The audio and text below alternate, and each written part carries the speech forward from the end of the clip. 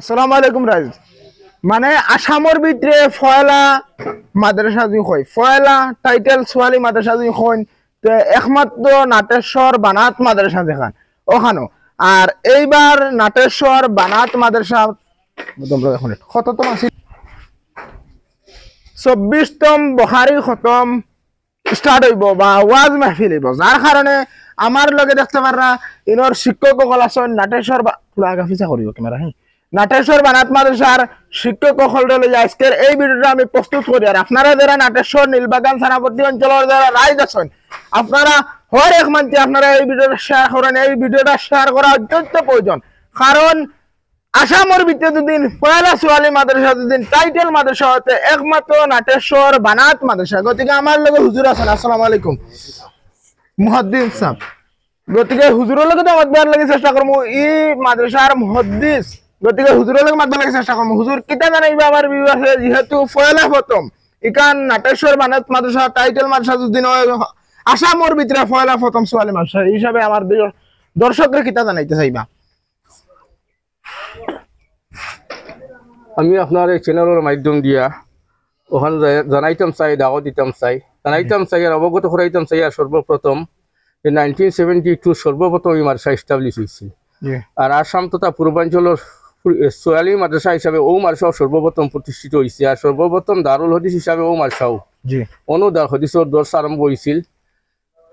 ওই হিসাবে 1972 থেকে চলিয়া আর আলহামদুলিল্লাহ রাইজর সহানুভূতিত আলহামদুলিল্লাহ যথেষ্ট ভালো চলিয়া যার আর আজকে আমরা আগামী 30 তারিখ হইল 24তম খতমে বুখারী 24তম খতমে বুখারী আর এই খতমে বুখারীর লাগিয়া সহযোগিতা যথেষ্ট আর এলাকা দিন তাকিয়া এলাকার মানুষ তাকিয়া আর আগামী 30 তারিখে সারা আসাম ও ধর্ম বর্ণ নির্বিশেষে সব মানুষের কাছে আমরা পক্ষ থেকে ইনভাইট রইল দাওয়াত রইল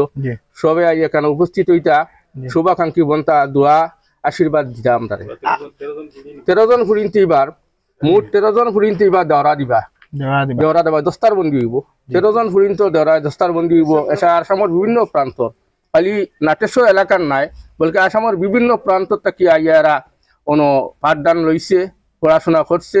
আর এবার দেওয়া দিছে আর এবার তারা দস্তারবন্দি দেওয়া আগামী 30 তারিখ 13 জন ছাত্রী আপনার ওয়াজ মাহফিল আছে ওয়াজ মাহফিল আছে জি বুখারী উপলক্ষে ওয়াজ মাহফিল আছে